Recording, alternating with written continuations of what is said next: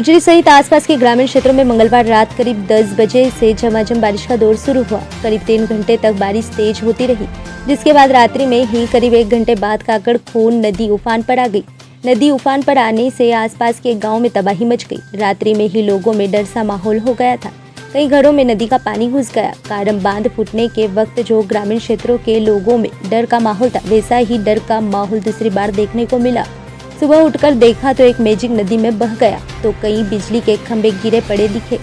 वहीं पुलिया का एक तरफ का हिस्सा टूट गया। कई खेतों में फसलों में पानी भर गया, जिससे वह खराब हो गई। स्कूल भवन में पानी होने से शिक्षक ने बच्चों को सड़क पर बैठा दिया।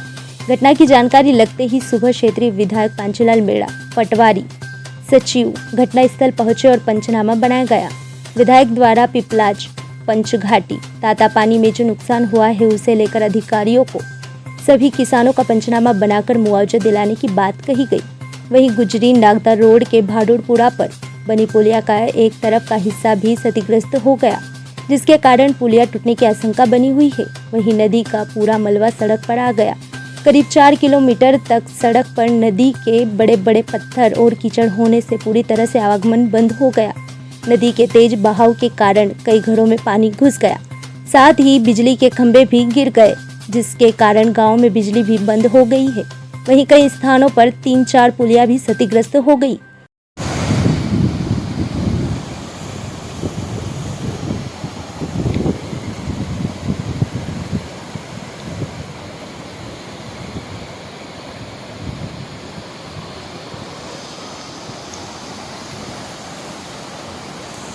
कोई नहीं तेरा परिवार कहाँ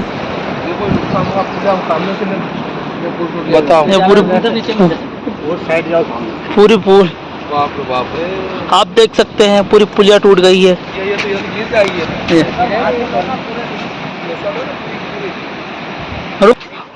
आप देख सकते हैं पूरा खेत था, यहाँ पूरी रेती रेती हो गई है। ये देख सकते हैं पूरी पुलिया टूट गई है।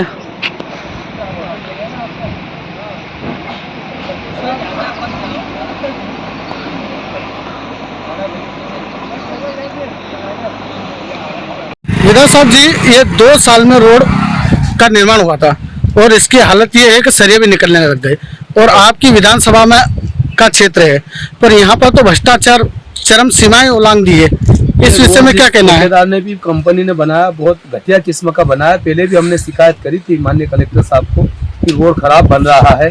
रिपेयरिंग करने की जो भी राशि थी उसको पूर्ण तरह से नहीं लगाई, और यहाँ पर जो जिस प्रकार से काम होना था नहीं हुआ। इस वजह से ये पहली बरसात में इस बार कम से कम जो भी मटेरियल लगा था वो सब उखड़ गया है और वापस रिपेयरिंग लायक हो गया है। इस प्रकार से जिस ठेकेदार ने इस रोड को अभी रिपेयरिंग करके बनाया था उसके खिलाफ एफआईआर दर्ज होना चाहिए, उसके खिलाफ वसूली होना चाहिए, ताकि दूसरा और इसको जो मजबूती से कोई भी आने वाली कंपनी बना सके। अभी उम्मीदवार में यहाँ की जगह विधायक हो और प्रशासन शासन आपकी नहीं सुन रहा है क्या?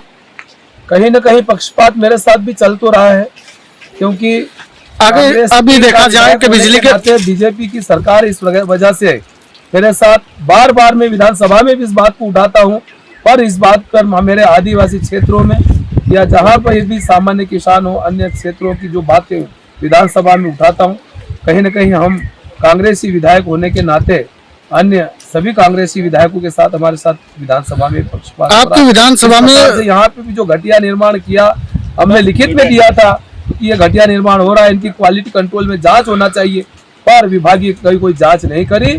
और आज ये पानी के कहर से बाढ़ आई और आज रोड उखड़ गया। एमपीवी की भी लापरवाही सामने आ रही है। पोल टूट के नदी किनारे ही उनको लगा दिया। पोल इसीलिए टूट रहे हैं क्योंकि जिस कंपनी ने काम किया एमपीवी का, वो खंभे उखड़ गए नीचे रोड के किनारे पे।